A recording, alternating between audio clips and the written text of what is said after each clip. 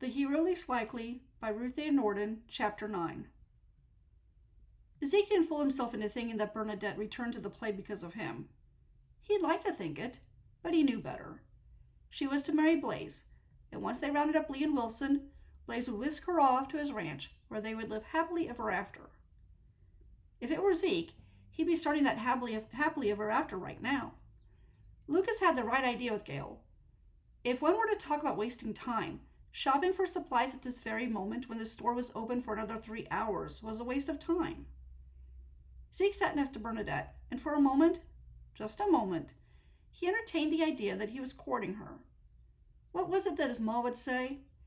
The best way to court a young woman was by giving her flowers, letting her know she was pretty, and listening to things that mattered to her. Women want to know that the man courting them values her above all else, his ma had told him one time.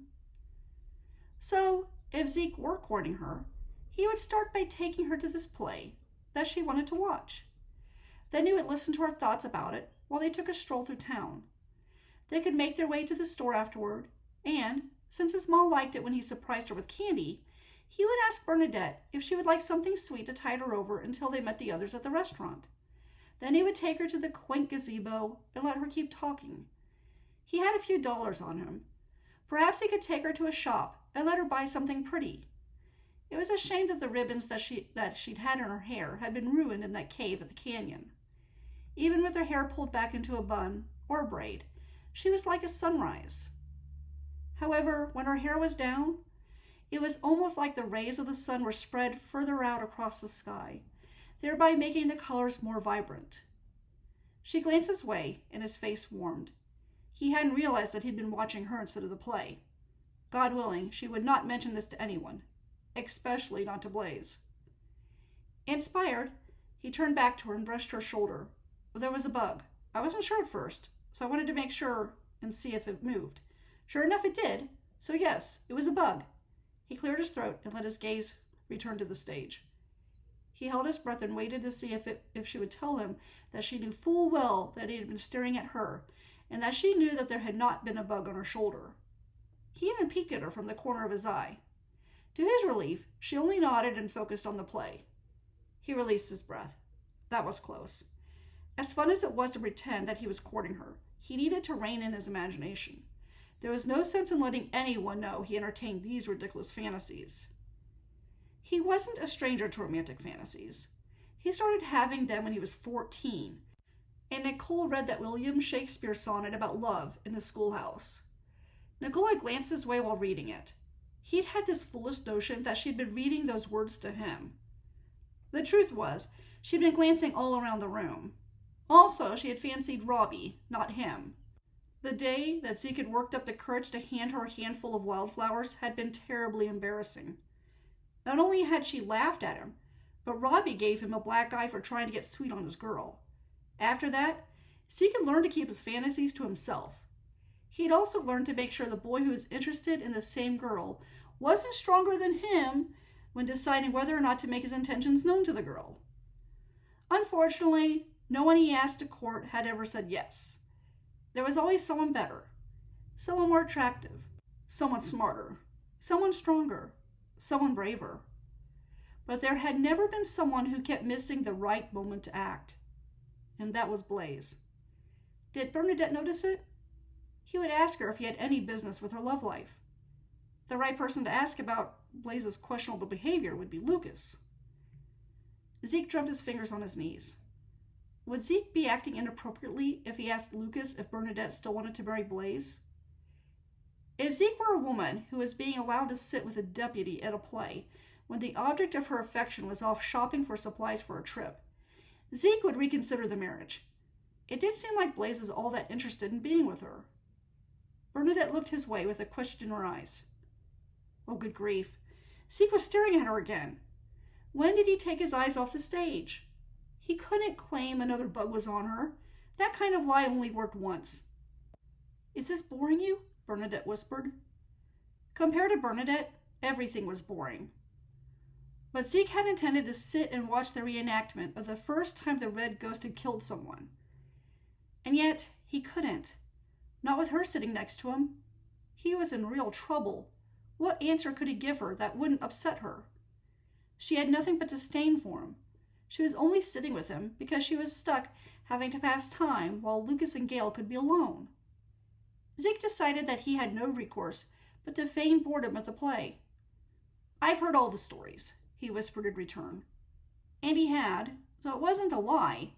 It just wasn't the complete truth. "But I want you to enjoy yourself. I'm happy to stay here." "Even though you're bored, you're willing to stay here because I want to see the play?" she asked, not hiding her surprise. Little did she know that he would stay anywhere if it meant that he could sit next to her. Hoping she didn't pick up on how much he enjoyed this moment in time, he said, "Sure, I'm happy to do it." She smiled. "Thank you, Zeke." She turned her attention back to the play, and he breathed a sigh of relief when she got so engrossed in the action on the stage that she stopped noticing the way he kept glancing in her direction. Bernadette chose not to say anything, but she noticed each and every time Zeke looked in her direction. When they had started this journey to find Lee and Wilson, it had bothered her. Now, however, something about the fact that Zeke could not take his eyes off of her caused her skin to warm in the most pleasant way. In light of Blaze's polite affections, it was nice to be in the presence of someone whose intentions were more heated. But she was betrothed to Blaze. Lucas had arranged the marriage for her. She couldn't just get out of it. Things like that just weren't done. And besides, just because she found Zeke's attention a bit flattering, it didn't mean she wanted to marry Zeke. All it meant was that she was having second thoughts about marrying Blaze. If she spoke of her misgivings to Lucas, would he understand? Could he understand? He was a man. For men, marriage was based on what the woman could bring to the marriage. While Lucas loved Gale, Bernadette had come to realize that Lucas had chosen Gale because of her dowry. Bernadette would never, ever voice this to either Lucas or Gale. Lucas would be embarrassed to know that his little sister had figured it out, and Gale would be disenchanted with Lucas. Gale thought Lucas's primary motive was love, and what woman wouldn't want to think that the man who courted her was more interested in her than in her family's money? Blaze had ranch hands, but he had no one to give him children. That was why he had sent out for a mail-order bride ad, and Lucas had been looking to send her to a man who would take only the money that she could carry in her drawstring purse. Bernadette didn't have enough of a dowry to tempt any of the men in Pennsylvania. Even if someone had fallen in love with her, he would have found someone else the moment he realized the truth about her financial situation. Lucas knew that. It was why he had searched for men who lived out in the West. Bernadette had let Blaze's courage and strength cloud her judgment on what was really going on. He had come to rescue her because that was the kind of thing he did. He pursued justice. He might not have a deputy's badge, but he acted like one. Considering how he could round up bandits when Zeke couldn't, he had impressed her. He was gorgeous. Not that Zeke wasn't good looking. He was.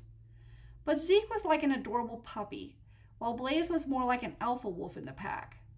Blaze had confidence, strength, and knew how to lead. Yes, those were admirable traits, but puppies were cute, eager to please, and loyal. One didn't have to fight for a puppy's affection, but one did have to fight to win over an alpha wolf. And quite frankly, she had the sinking feeling that she didn't have what it took to secure Blaze's love. The actors and actresses came on the stage to take a bow, and the people in the audience clapped. Bernadette couldn't believe the play was already over. She hurried to clap along with the others. After they were allowed to leave, she and Zeke walked side by side up the steps of the amphitheater. He didn't touch her. Not that she expected him to. He wasn't Blaze. Blaze would have touched her elbow, or he would have encouraged her to put her arm around his. Zeke knew he wasn't allowed to take such liberties. But for some reason, she felt a flicker of disappointment that he wouldn't make an attempt. She shook the thought off.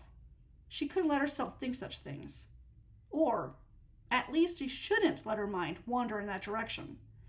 If Blaze would show more interest in her, perhaps her thoughts wouldn't drift the way they did. "Do you want to go to the store and see if Blaze is there?" Zeke asked. "I doubt he's still there," she replied, thinking of how efficient Blaze was about everything. "But I would like to go there."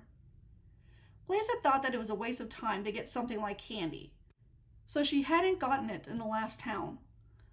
But if Blaze wasn't going to be rushing her, she was free to get some this time. She checked her pocket and was happy to note that the change her brother had given her was still there. The store is in that direction. Zeke pointed to the west side of the town. Of course there's more than one store. I was just thinking of the one we passed on the way here. But if you want to go that way, he gestured to the east, we can see what's down there. She chuckled. I'm all right with going to the store we passed. Every store has some candy, and I'm in the mood to have some. Zeke offered a nod and led her down the path that would take them to the western side of the town. The sun was halfway down in the horizon. They still had plenty of daylight left. This, no doubt, was upsetting to Blaze. Bernadette stopped her mind before it went any further. I can't think of the last time I had candy, Zeke said. Maybe I'll get some too. When you're in the wilderness, you don't think of sweets. You just think of what you need in order to survive. Where I come from, we usually have dessert with every meal. I miss having a treat like that. We have desserts with our meals too, he said. That is, when we're home. You have Battenberg cake, Bakewell tart, and trifles all the way out here? She asked in surprise.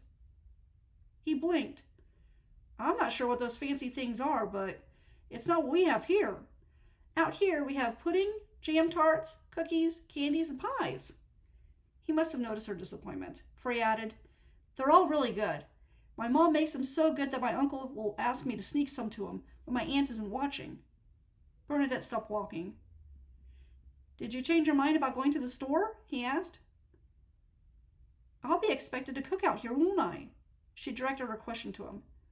All the wives cook meals for their husbands, don't they? There won't be any servants to do that for them. She didn't know why this had not occurred to her before, but her life was going to take a dramatic change if she continued on out here. Zeke shrugged. I don't see why that's a problem. Cooking isn't hard. I do it all the time. But what about your mother? You just mentioned her cooking. When you're in Flagstaff, does she cook for you? Sure, but she says it makes her happy to know her son is getting stuffed silly. He patted his flat stomach. She even says I don't eat enough. Says I'm skinny as a rail. But I'm not that skinny. You can't see my bones or anything.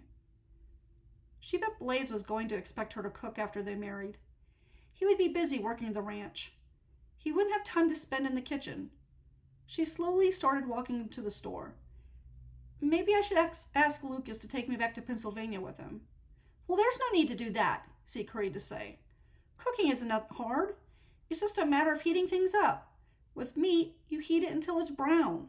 And eggs are quick, 3 or 4 minutes. You can just cut up vegetables and fruits. You don't need to worry about any of those fancy desserts. Just get some candy from the store. Your husband will be happy with whatever you give him. Do you really think Blaze can be happy with a simple meal when he cooks extravagant ones on the trail? Zeke hesitated for a moment, as if he forgot to include Blaze in the discussion. She studied him with interest. Had he meant that he would be the husband who was happy with anything that she made? He adjusted his hat and said, Blaze is going to be the luckiest man when he marries you. He'll be happy with anything you cook. A woman is more than what she cooks. A wife is the one person in a man's life who will share a lifetime with him. She's not just good for cooking or cleaning. She's someone that he can talk to, and someone he can hold and kiss. Without her, a man is all by himself. He might have friends and relatives, but only a wife will be close to his heart. Bernadette had to blink to make sure Zeke was the one saying this.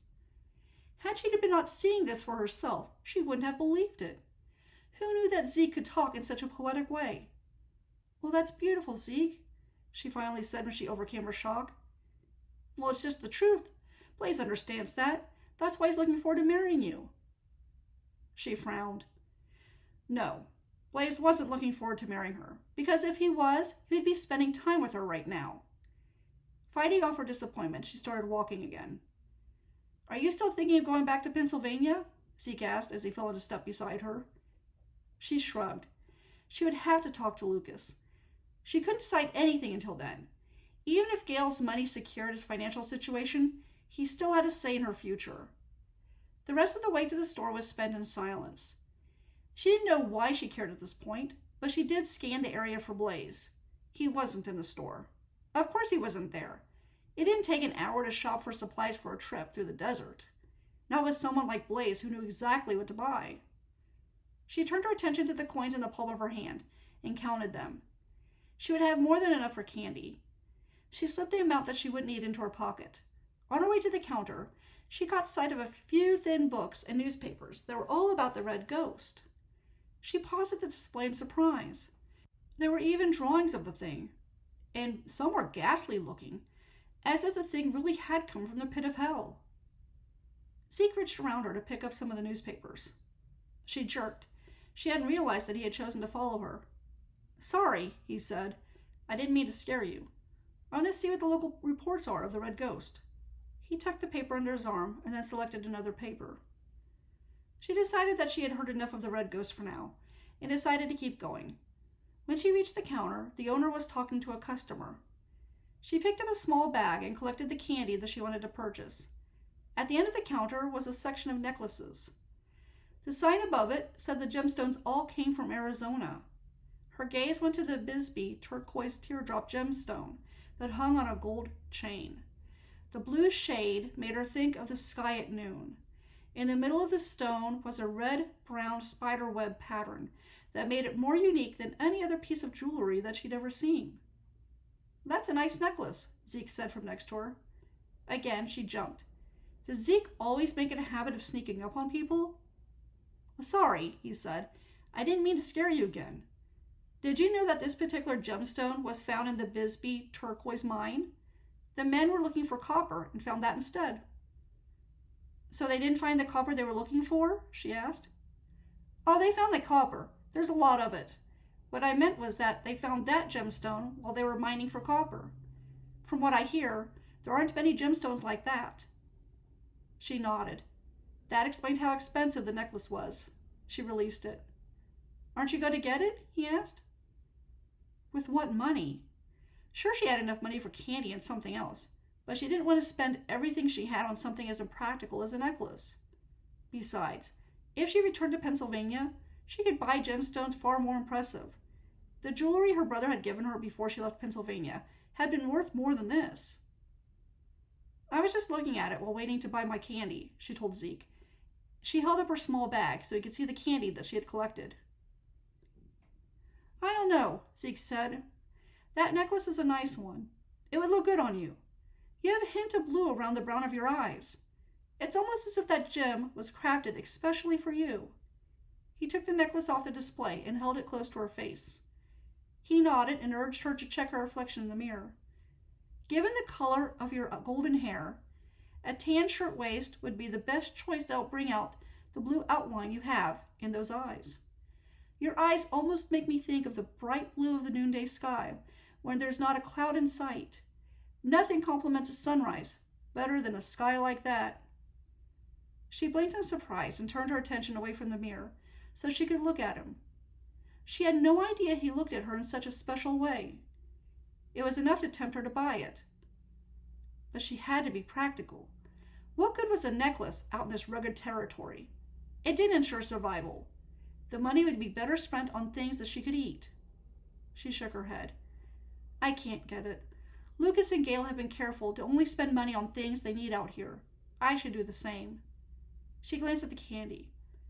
While she didn't need the candy, it was something to eat, and something to eat was better than a piece of jewelry. Ignoring a look of disappointment on Zeke's face, she went to the owner and purchased the candy.